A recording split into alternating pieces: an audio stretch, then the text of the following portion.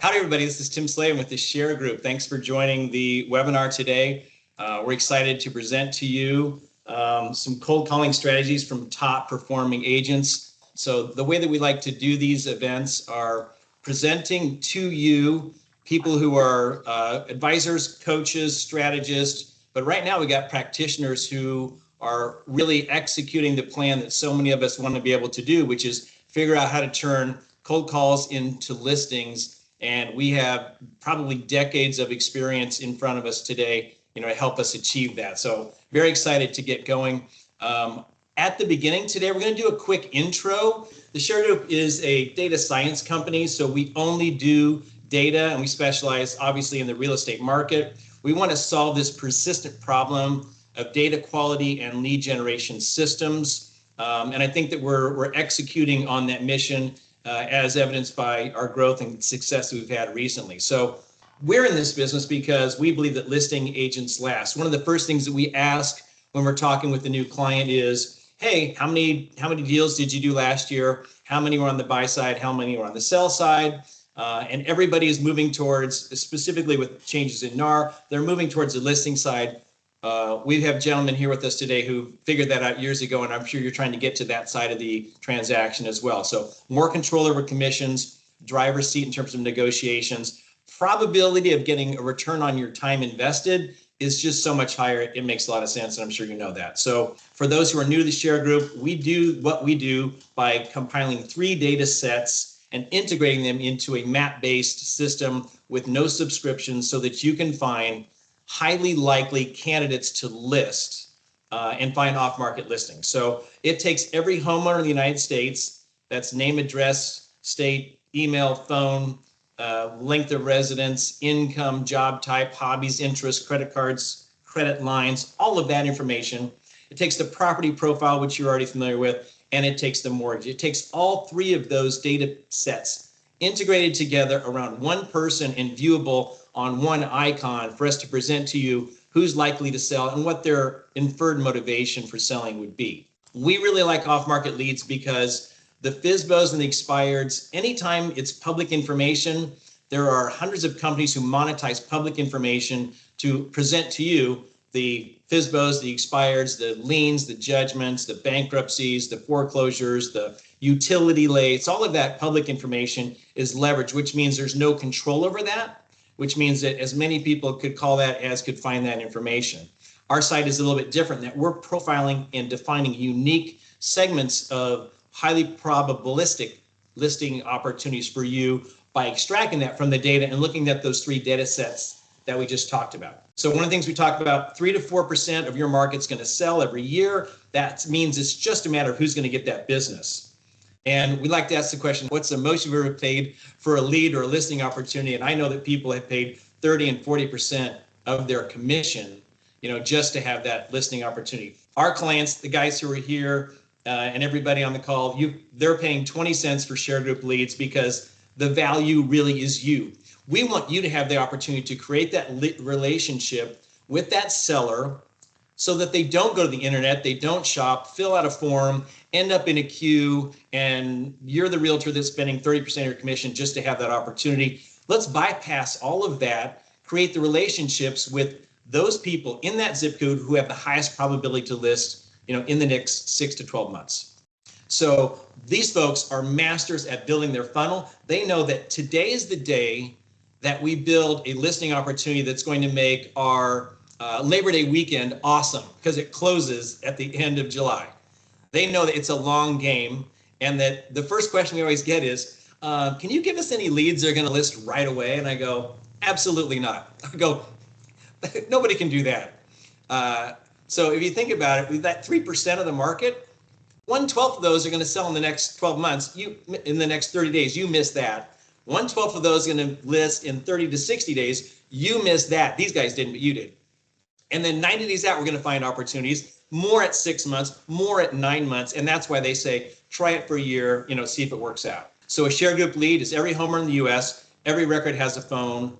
25% of these have emails. If the phone doesn't work, we replace it. You can tell us whether you want to call DNC or not. All right, so the goals always for our webinar are this. We really want to foster a connection Thank you, Nancy. We want to foster connection community around realtor success by presenting the best coaches and the best practitioners of this discipline. We want to encourage you to do things that will be successful for you in the future that you haven't done. And yeah, you're going to have to get out of your comfort zone, because if you're not happy with the results, it's probably because your plan didn't have a high enough probability of success. So we're going to change that by putting in front of you the people who know how to do this. And they haven't been in business for 20 years. Some of them just 2 and 3 years. And that's super exciting. That means you can get there as quickly as they have. And they're going to tell you how they did it. So I would love to have Max Stolinsky down in Miami and tell us a little bit about your business and how things are going. We'd love to hear more about your approach to this business. Thank you, Tim. Appreciate it, and thanks for having me here. Yeah, so I started in real estate full time just a little more than 2 years ago. I have my license a little longer than that, but when I started out, I came out of corporate America and basically had zero in my pipeline. But I knew that I wanted to start a listing-based business. From the little experience that I had, I figured that might be a better approach for me to be able to scale my business eventually. And so what I did right from the get-go is I tried to get better and better at cold calling. Outbound prospecting was basically the name of the game for me.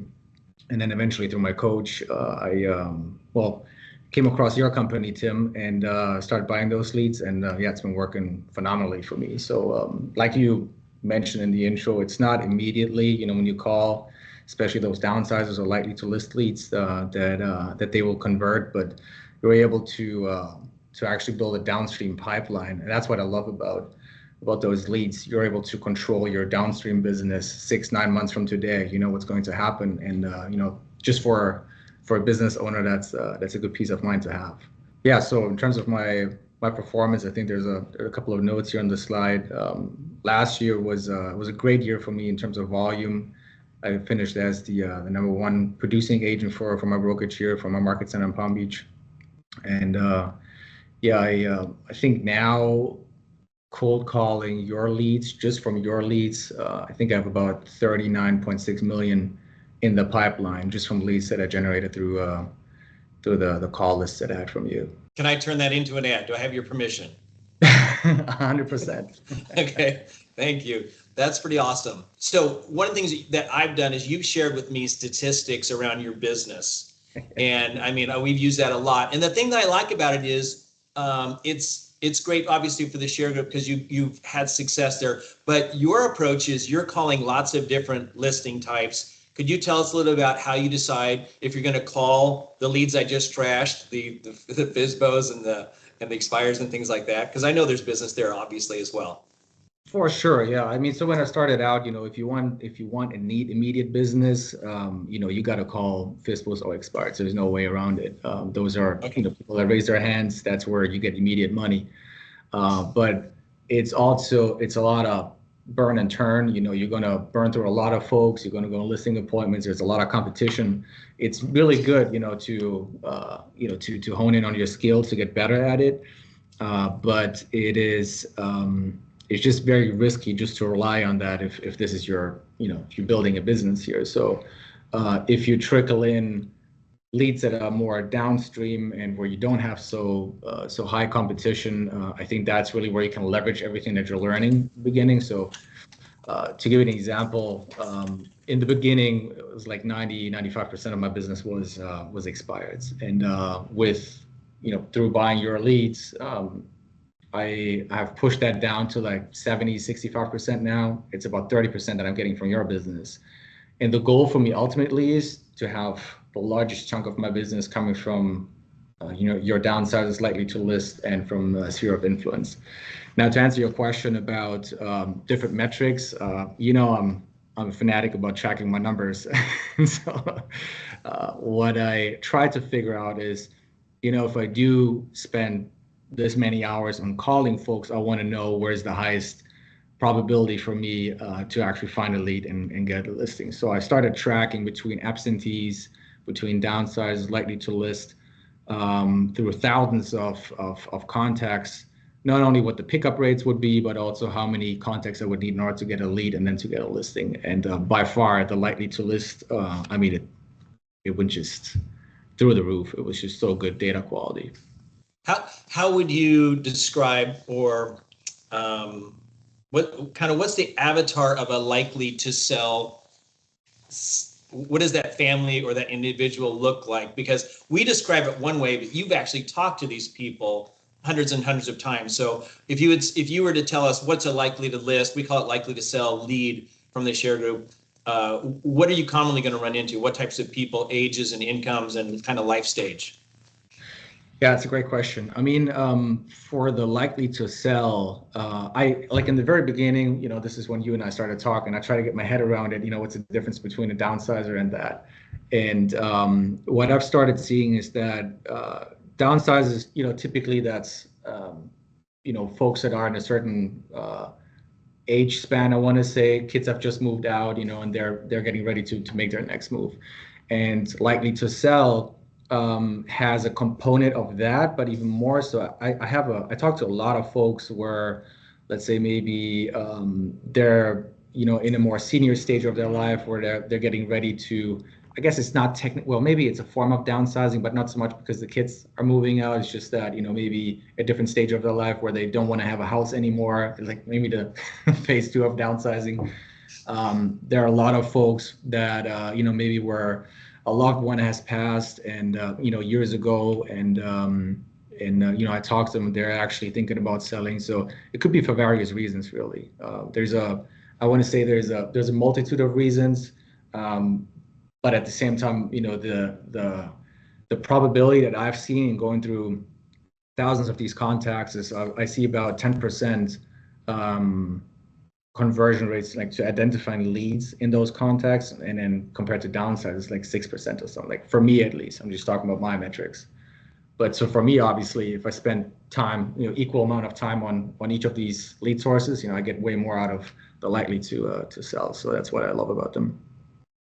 What does your daily regimen usually look like? How much time are you calling? It's very boring. So I get up, I do my workout, get ready for the day, practice my scripts, and it's starting at 8 o'clock. That's legally as soon as I can start calling here in Florida. Okay. I go on the phone. So I hammer first expireds, a couple of times, got to run that list through. And then, by 9 o'clock, usually pickup rates tend to go down on brand new expired. So then I switch I switch the call list. A couple of recently expireds, and pretty much then from, I want to say, 9:45, 10 o'clock, all the way to noon, I just hit likely to sell, downsizers, absentees. Gotcha. So it's about, if it's a perfect day, I have 4 hours of calling. Do any of your friends have any idea what you do to have the success you have? I mean, yes and no, I guess. I mean, for a lot of folks, it's a little foreign, I guess, to be making so many phone calls. Like when I tell them, how many dials I even make, not even conversation, just dials in a day, yeah. They're like, what?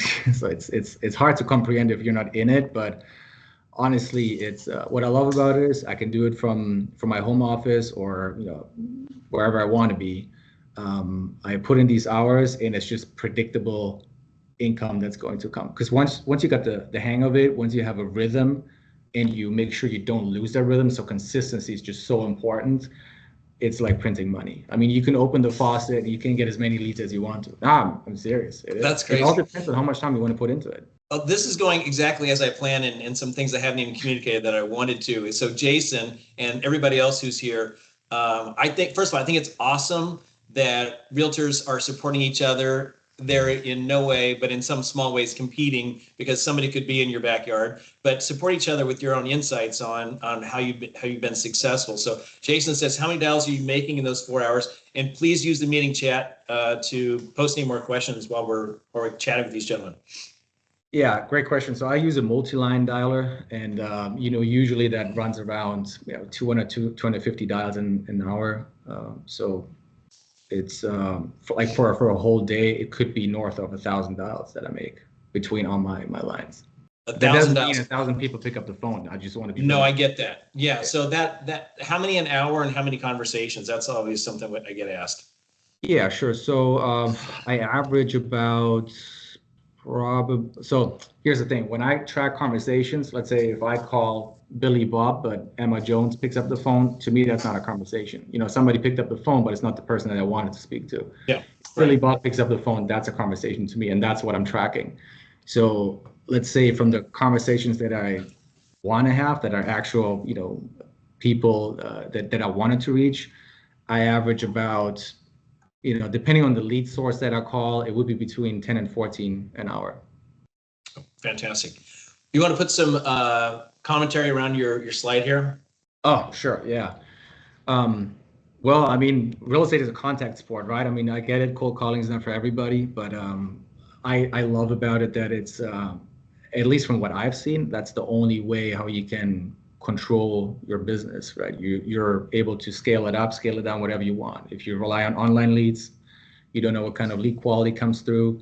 You're in a, what I love about this, you're in the number one, in the prime position here to really disqualify essentially bad leads, so the lead quality is completely up to you, that you put into your nurture, into your follow-up.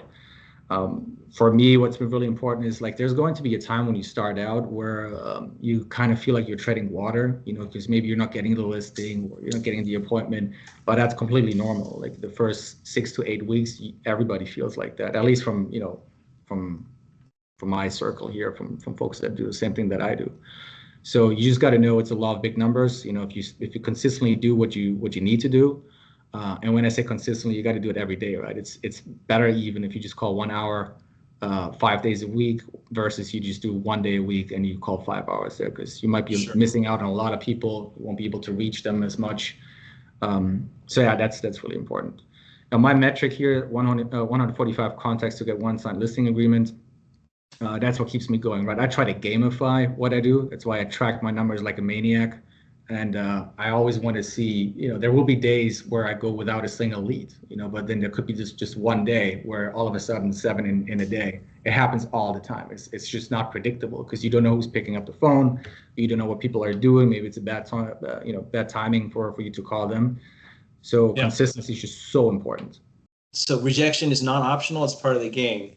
So when did you become like impervious to any, regardless of what they say after they understand why you're calling?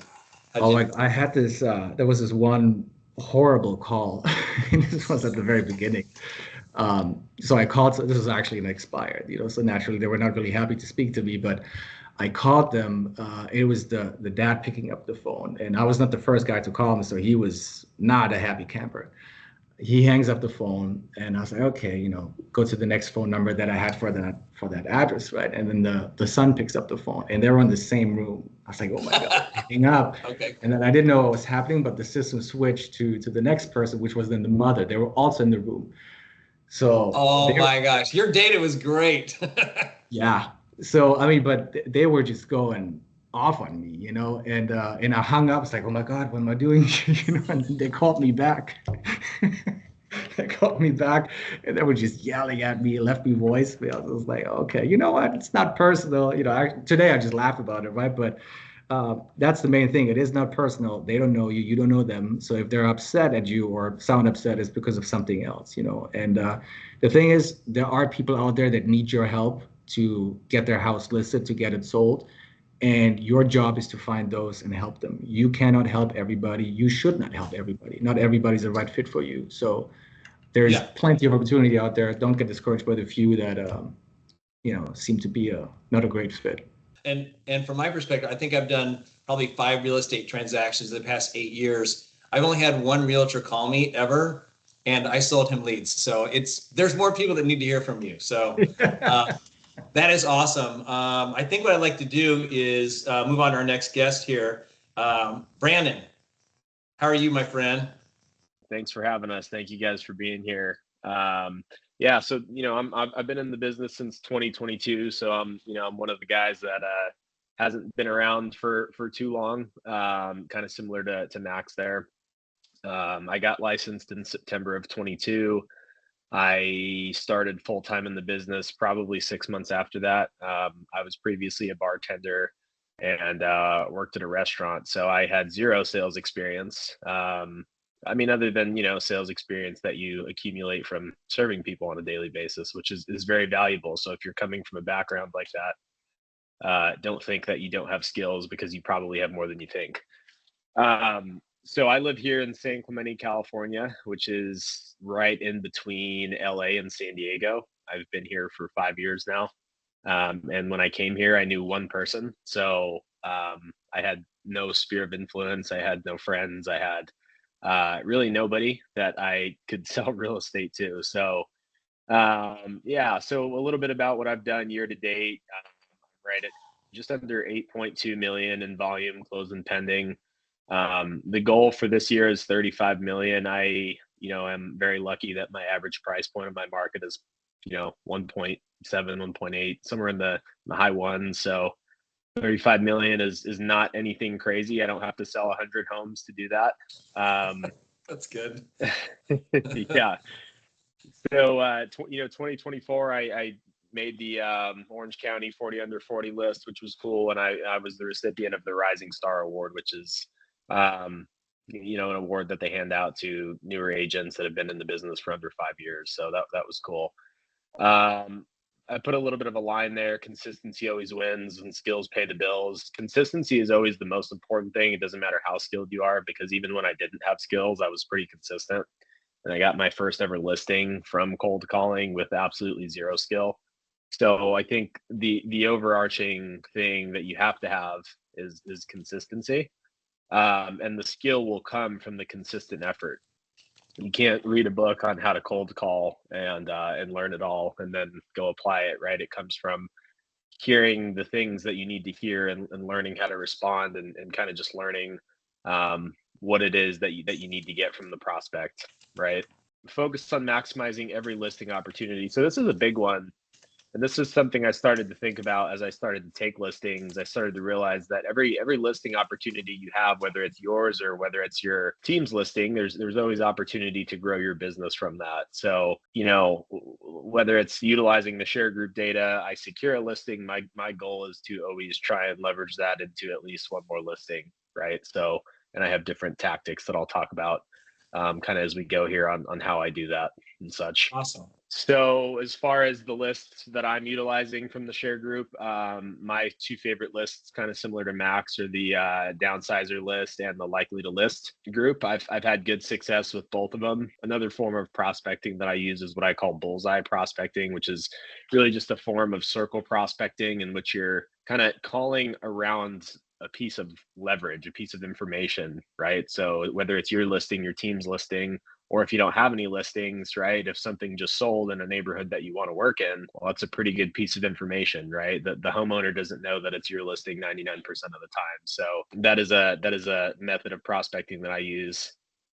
Something I just implemented, I just hired an ISA to leverage my time and get more contacts. So it's not really that I don't have enough time to prospect, because I do, but the form of prospecting that I'm doing, I'm not doing any bottom of funnel prospecting, meaning I'm not calling expireds, I'm not calling for sale by owners, I'm not calling any of that. Everything I'm calling is pretty top of funnel, meaning I don't get a ton of appointments because there's just not that many appointments to be had with that type of business, right? So my mindset was, well, if I can talk to 30 people a day, I can get an ISA who can talk to 40, 50 people a day. Maybe that gets me an extra appointment or two per month, right? Which turns out to be a lot of business when you look at it. So I have added in an ISA to help me get more contacts and hopefully turn that to more appointments. I wish I was as diligent with my numbers as Max is, but I'm not, unfortunately. So my goal is to just, have 30 conversations. And if I can get one lead, that's awesome. If not, I don't die on that sword anymore, right? I just try and focus on having good conversations with people. And even if they're not somebody that's going to do business, if I have a good conversation, I'll always ask them if I could swing by and just introduce myself and put a face to a name and hand them, like a piece of marketing material. And that goes a long way, because that face-to-face interaction after you've had a good conversation, I think is what's really helped me increase my conversion, not just from them being a lead, but going from a lead to actually business coming from that. Because I've had a ton of leads that I've lost that never turned into any business because I wasn't taking this next step. You're already doing more than the realtor who they bought the home from is doing for them. You're already way ahead of whatever realtor reference that they have in their life. If it's not a blood relative, you're showing up and offering service and consultation. And it's like that guy. I love rewarding that work. I love rewarding the work, seeing somebody telemarketing me, and I'm like, I love what you're doing. I think your pitch is great, but I'm not a prospect. And I'll tell them no 3 times. He'll take 3 no's. Then I'm going to get off the phone. But doing that service and getting out there, you have a seed in that business, and they know what you look like. And when they call you, you're not a stranger. And it gives you a tremendous advantage for that next opportunity, doesn't it? It gives you a huge advantage. And something that I'm really big on is the law of reciprocity and trying to be people's agents before I'm their agent. What I mean by that is I will act like I'm your agent long before I'm your agent, right? 100%. Most of the time, most of the people that I have that are in my pipeline, I have no signed agreement with, right? And that's okay, because I don't need a signed agreement, because I'm going to give them so much value that it's going to be very, very rare that they go anywhere else, because they're going to feel so obligated to me because of everything that I've done for them. And that doesn't necessarily mean monetary, right? I'm not spending money on these people, but Right. it's just I'm going so far out of my way to be of value to them that when they think about, wow, like, why it doesn't even make sense for me to interview anybody else. And that's how a majority of my business has happened. Is it's just like, hey, you've been around for months now, just giving us value. Like, why would we interview anybody else, right? I don't want to play in the bloodbath of interviewing against 10 other agents, right? I've done it before, right? And I've won some and I've lost some. But I don't want to play in that game. I want to play the game of, let's establish a relationship with somebody. Let's ride that relationship out. And then when they're ready to do business, there's no question on who the right person is. That's kind of the niche that I play in. I'll let everybody else go compete over the couple expired listings or canceled that everybody wants. I don't want that business. You've probably gotten referrals just from doing that as well, right? We're not in the market, but somebody's looking, right? I've gotten a few. Yeah, I haven't been around long enough to get a ton of referrals yet, but I have gotten a few referrals. And those are nice because you don't have to sell yourself to those people at all, right? I mean, people always believe third-party stories. So that's a really easy slam dunk. So as far as, like, I thought this was kind of a cool number in terms of what I've invested into the TheShareGroup on leads over the last, I don't know if 8 months is the right amount of time, but it sounds right. I've probably invested about $1,500, and I've closed 84,655 worth of GCI. And I ran the numbers on that. That's a 5,544% return on investment. So that's a pretty good return on investment, if I'd say so myself. Yeah, we're a small, tiny cog, but what's unique about you, I think, Brandon, is the time that you've invested in getting coached on how to handle the calls. Could you give us a little flavor on that? Then I want to hear about what tools and tech you're using as well. Yeah, me and Max actually are part of the same coaching program, so it might be a little bit of overlap. But my goal is to never call somebody and convince them to do something or to not do something. My goal is to simply see if there's any pain that the person has that I'm calling, and if so, identify it, number one, and then number two, see if there's anything I can do to help them. And the way I do that is very unconventional. I kind of I always relate it to, if you like a girl, right, or if you like a guy, like whoever's listening to this call, like, you're not gonna be so desperate and needy, because they're never gonna return the favor. They're never gonna give you the attention that you want. So I kind of play a little bit of the push away game when I'm talking to these homeowners. Like, I'll try and talk them out of, if they tell me, hey, I am thinking about selling, I'll say, oh, why not? Why don't you just stay in the house? It's a beautiful house, right? And I get them to verbalize to me why they want to move, because then I don't need to sell anything to them. They just sold it to me.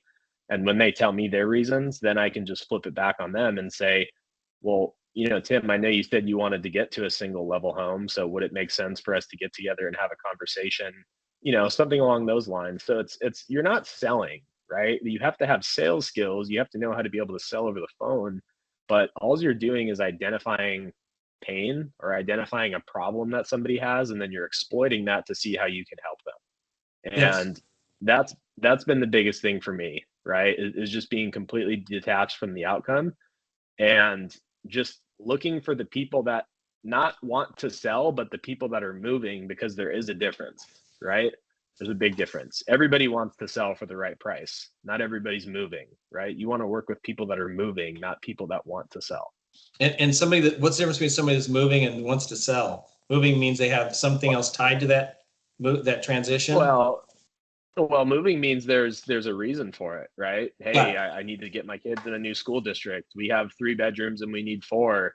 We can't walk up the stairs anymore. We're Yeah. taking a job in Texas, right? Those are people that are moving, meaning that they're going to have realistic expectations when it comes to price. They're going to have realistic expectations when it comes to paying an agent, right? They're going to listen to their agent, at least most of the time, right? You never want to work with a Right. seller that says, "Hey, I'll sell for $3 million, but my home's only worth 2.5." You know, and I've been the guy to take that listing before, right? And it just beats you up emotionally. You waste money, right? So that's kind of what I'm getting at here is I'm looking to find the people that have a reason for doing what they want to do, not just that are like, hey, if I could do this, then I would do it, right? Right. Absolutely. Because you're going to have a relationship with that person, and it begins in that first phone call, and you're probably getting a feel for what that person would be like, even on the first call, as to whether it sounds like you have a good opportunity to have a good relationship. Yeah, and you're 100% right, and it is. And the thing that I always ask them, before I consider them a lead, is I say something along the lines of, Tim, when you guys do decide to move, if we've gotten to that point in our conversation, right? I say something along the lines of, I'm assuming them. I'm saying a statement, right? I'm saying I'm assuming you already have an agent that you're going to do business with, and then I'm shutting up. I'm seeing what they say to that, right? And if they say, yeah, we do, then okay, got it. So it sounds like no matter what I did, said, whatever I showed you, it wouldn't matter, right? There's probably no way you're ever not going to do business with Bob. Oh yeah, no, Bob's my agent for life. Awesome. That's not a lead, right? If I say, hey, I'm assuming you have an agent, and then they fight back, well, no, not necessarily. If they say not necessarily, that's a free invitation for me to ask for the opportunity to meet with them, and then eventually see if it's somebody that I can help. So Let's it's do just let's understanding do the communication. fork in the road right there, where they say, looks like no matter what I do, you're going to go with Bob, right? You ask that question, they say yes. He or she is just giving you that gift of time that you don't have to pursue it. Now, that same person, you could say, would you be against me competing for your business? Or could we at least meet and see, right? And they're going to open up that door, and they're going to waste time, and you're going to waste time. And instead of doing 4 hours of prospecting and finding 2 or 3 good leads, you're working with somebody that has a 3% flip chance, right? I think that's the big Yeah. deal. So Yeah. yeah, our my coach Brandon, not me, Brandon, my coach Brandon always says, if somebody's not going to do business with you, do you want to know right now, or do you want to know after a 3-hour presentation and 3 months of following up with somebody? Right. It is the biggest waste of time, and I see that on our side of the business as well. People that are not serious, don't want to spend the money. So I do want to get to that. I know you spent that much money on our leads. How much do you spend a month on other marketing that makes your business work? That's, you got a dialer, you've got a CRM, you have a virtual assistant. So tell me a little bit about that. Yeah, so the CRM is included with my my team pays for that, which is nice. Mojo, I think it's like $200 for the triple line dialer, and now that I have an ISA on there, I pay for his subscription as well. So, roughly $500 between that. I pay the ISA $7 an hour. They're based out of Mexico, which I've been told is really good compared to what the other call centers that they've worked for down there. So these guys, they're super pumped and they're super excited because they're getting paid well compared to what they're used to getting paid in some of the call centers that they work at down there. Yeah. I utilize a company called Power ISA for that. Yep. So Gus is a he good works guy. full time. Yeah, he works full time, 40 hours a week. And then outside of that, Tim, I don't buy leads. I don't buy any Zillow leads or anything like that. I do some geographic farming. I do spend money on print ads, and I think it works well. I have a kind of an older demographic in my area, and they respond really well to mail.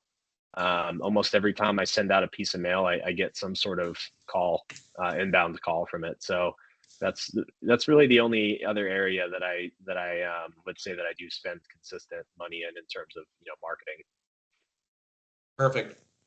I think we got time to transition to Mr. Blake Wallace in Minneapolis. Brandon, that was awesome. Max, I didn't say it specifically when you wrapped up. Thank you very much. That was fantastic.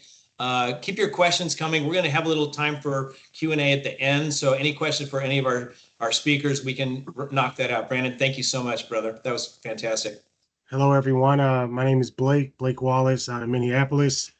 Selling houses in the Twin Cities for about 17 years now. So sounds like I'm kind of the wily veteran on here. There you go. At this point. But this has really been awesome to hear Max and Brandon talk, because we're all definitely on the same page when it comes to the way our approach to selling. And I'm not one of Brandon's Brandon Mulrennan. I'm not in his coaching program, but I've watched him for quite some time, and I've always had a similar philosophy to his. So first off, I just want to say that my cold calling philosophy has always been some will, some won't. Who cares? Someone is waiting, right? It's one of those things where similar to Max and Brandon, I don't spend a lot of time calling the expireds and the for sale by owners. I've gone through phases of them. The more that I see, when I see they're starting to pick up, I may call them a little bit more often. But as of now, what I'm focusing on mostly are those downsizers and likely to sell leads. And I take an approach of cold calling and then knocking on their door as well, at least when it's warm enough for me to do so, right? So right now we're coming into door knocking season here in Minneapolis. I've actually been, so I was, I've been in the business for 17 years, 5 years I've been doing it like officially full time. And I decided to go full time when I actually started my own firm. So I own my own firm now. And I have one other agent under me right now who's also calling leads from the TheShareGroup. And as we speak right now, he's actually at an appointment from from my downsizer list from you guys. So Awesome. that's awesome. Yeah. So I'm waiting to hear back how that went, but I'm sure it'll go well. Overall, my calling metrics, usually it takes about 100 no's for me to get to a yes. And a yes is typically somebody who's going to be listing their home within 3 to 6 months. And then usually 1 out of 10 of those yeses will actually be a listing in the next 30 days where somebody will be like, yep, I'm ready right now. Now, the caveat to that, though, is that when I count my yeses and my nos, I actually tally those up from not just the cold outreach, but also the follow-up, because that's really where the true gold mine is, right? So when I say somebody, a yes is somebody who's going to be listing in the next 30 days, honestly, I've probably talked to them about 3 or 4 times, but they really just don't remember because my script is so short and probably boring to them that they don't even remember I called them. Can you give us a peek at that? Yeah, at my scripts. Yeah. So my script is super simple. I introduce myself, and it's exactly the same at the door or on the phone. But I introduce myself. I say, hey, my name is Blake with Wallace Realty. We're looking for houses to market in the area. I was curious if you thought about selling yours. Pretty Usually good. it opens up a conversation. It works super well on the phone, works even better at the door because people tend to step outside and have a whole conversation with me. And then once I get the information that I need from them, whether they're looking to move or not, then that just kind of dictates what my next move will be. So usually it'll be an offer for me to provide them with stats on the area in the meantime until they're ready to move. Or if they're thinking about selling in 6 months, I'll just set that appointment for 6 months from now and make sure that I follow up with them at set intervals to make sure that they show up to the appointment. If some cancel, then I'll just continue prospecting around that area to find another appointment. And so, yeah, my plan of attack, similar to these guys, is pretty boring. I wake up, get my workout in, and then I start hitting the phones from about 9 until noon. I try to get 10 no's every working day before 1 p.m.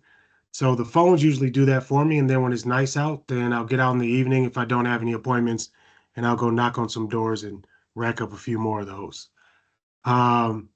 So all in all, I feel like in any given area, any given neighborhood, any given time, there truly are unlimited opportunities in any market. So I think we've seen this on a few other slides, but it's never been my job to convince anyone to sell their house. I'm really just reporting the news. There are some things that I'll do is like if somebody is saying that, interest rates are going up and I don't want to move and I'm not quite sure, then I'll just ask them if they have a little bit of time to talk about where the market is going and what their goals are and see if anything that I say for them actually makes sense. If it sticks, it does. If it doesn't, no problem. We'll come back and revisit another time. I do want to find people. So my philosophy comes from two books, Go for No and High Probability Selling. They're really in the same camp, but really wanting to spend my time with the people that want to sell their house and also want to work with me. And so my questioning and kind of interrogation when I'm on the phone or at the door. Sorry guys, I didn't realize my camera was off. When I'm on the phone or at the door, um, usually what I will do is just ask them if they're interviewing any other agents and when would be a good time for us to talk when we're not, if there's no time for, or if there's, after they're done, so that there's no time for me to be competing, or I want to be last, right? And that way I can determine whether or not I'm the favorite or the fool.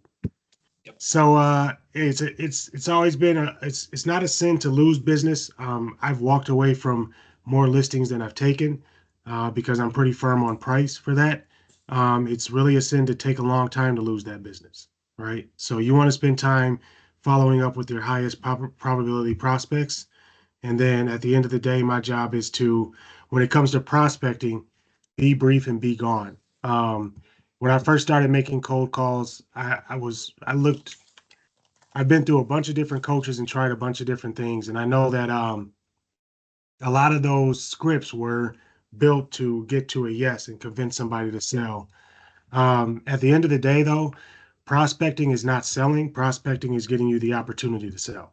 So be brief, be gone, find those high probability opportunities, then really hone in on your presentation and sit down and you pretty much will have a 100% closing rate, to be honest with you. You'll be surprised. And you're never surprised with the close if you've done the right steps to get there, right? Exactly. You're only shocked that they don't do something or it doesn't work out. But for sure. Yep. You got another slide here. So let's hear about this. Yeah. So why did I choose this plan? So similar numbers to what Brandon just said. I mean, it's efficient and profitable, right? So I would say last year off of ShareGroup leads alone, I probably brought in about 75,000 in GCI. And typically year over year, I've been using you guys for quite some time, but year over year, I spend about 3,500 to 5,000 on my list that I get because I'm constantly just updating them, cleaning them up and going back through and calling them all over again. So those are pretty good numbers. And then this year, currently, I have 5 deals that are under contract from these ShareGroup leads as well. So we're off to a pretty good start. Some of the resources that I use Dub Video. I use that to do some video emails and create landing pages. Those usually come from the follow-up that I do from cold calling and door knocking once I get someone's email. I'm constantly marketing my referrals and sharing those with folks. I use Phone Burner as a dialer, which is a single line dialer, but it gets me. I know one of the questions that came through were like, how many calls can you get through in an hour? My single line dialer will get me through 100 calls an hour, and I have about I'm averaging about a 10% pickup rate on these, so it's pretty good number. So if I'm calling for 3 hours, I could probably talk to 20 or 30 people. I don't use Cloud CMA anymore. Should have updated that. I use RPR. I use that to create valuations for folks and send out reports.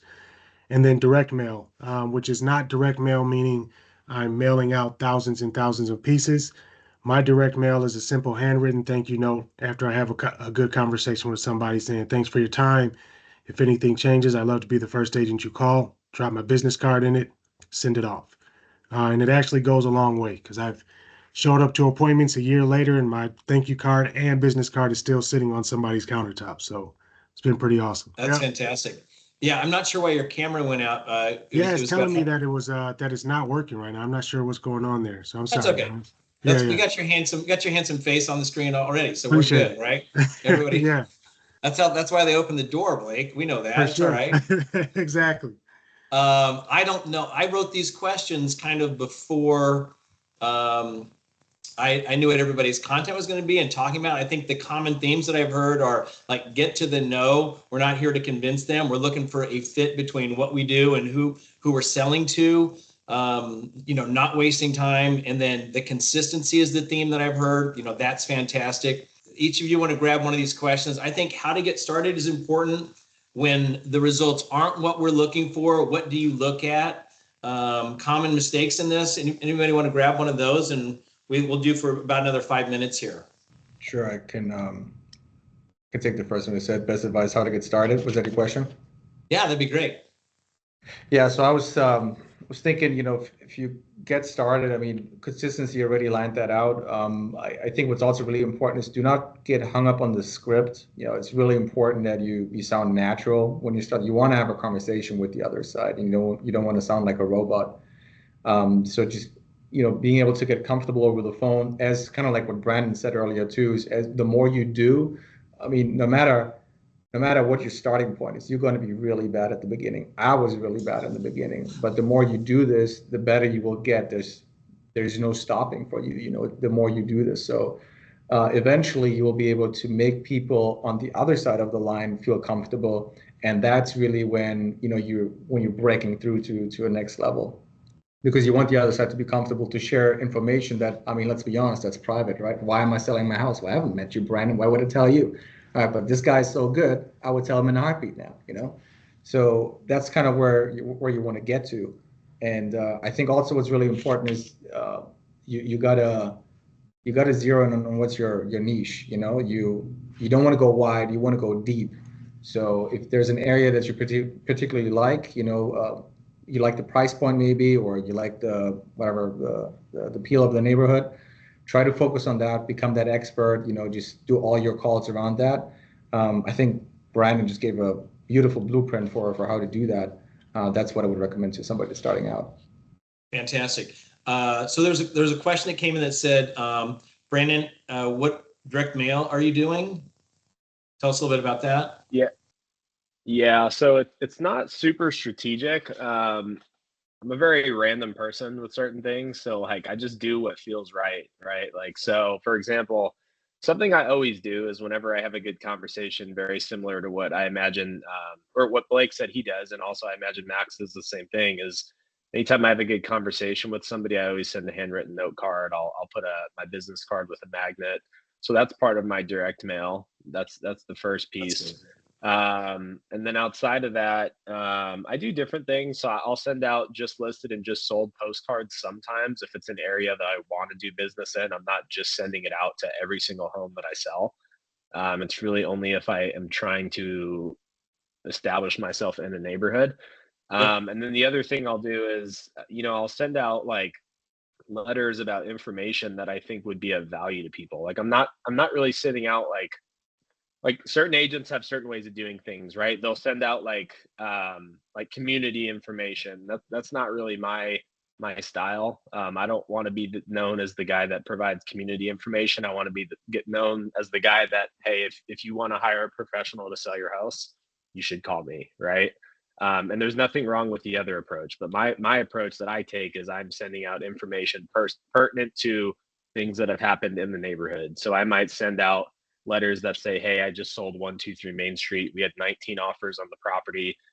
We got buyers that are still looking in the area. I was just curious if you've ever considered making a move. I sent that out to a couple hundred homeowners last week and I got 2 inbound calls from it.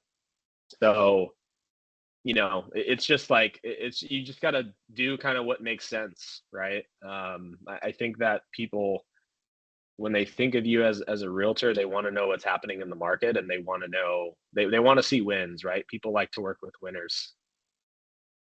Absolutely. That's awesome advice, Brandon. Thanks. This chat is kind of blowing up. It's going to push our timetable, but I'm going to start. Can you guys all see the chat? Max, Brandon, Blake, you open up the chat in the top left. So Max, in a week, 4 hours a day, how many leads are you calling? I think you said you do 1,000 dials a day. And then talk to us about one-time calls versus follow-up calls. How many calls do you make to a prospect that has never answered? That's a good question. Gotcha. Yeah. So, I mean, dialing is one piece, right? So if I make an outbound call, 50% of those usually go to voicemail. So just because there's a dial, that doesn't mean there is a conversation. So I just want to make that distinction really clear. But when I call, usually I have about per hour, somewhere between 10 and 14 conversations with the actual person that I want to talk to.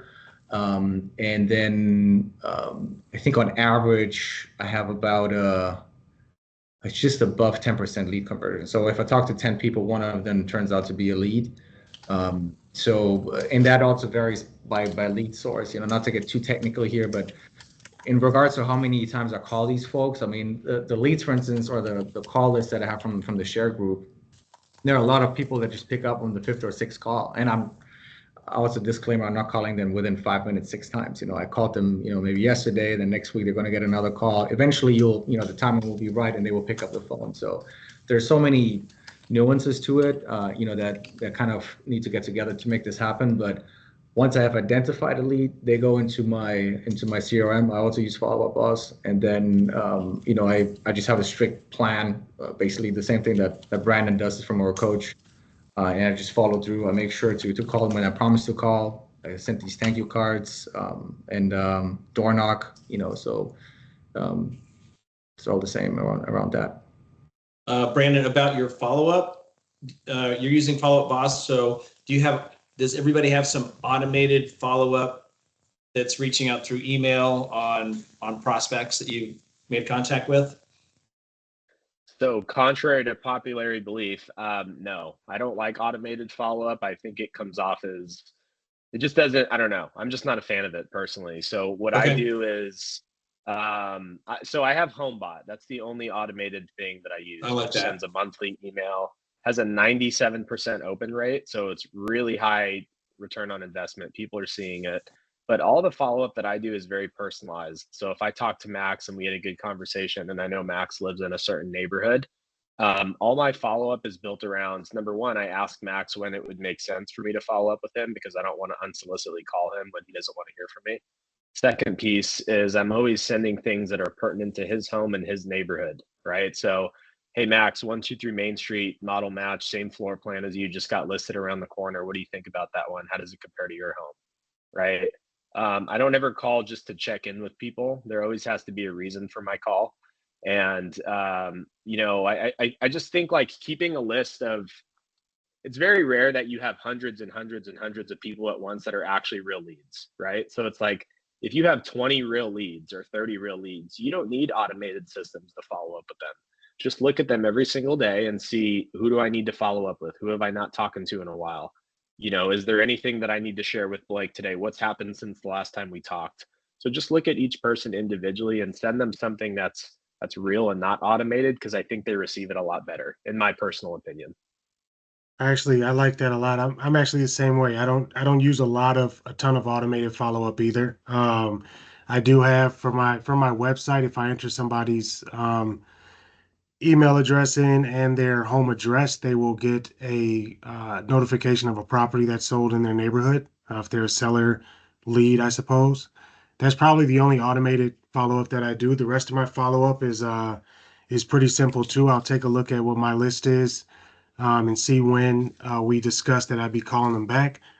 Typically, I try to split that time in half, and I will give them a call and just say, hey, I was just calling to see if anything changed since we last spoke.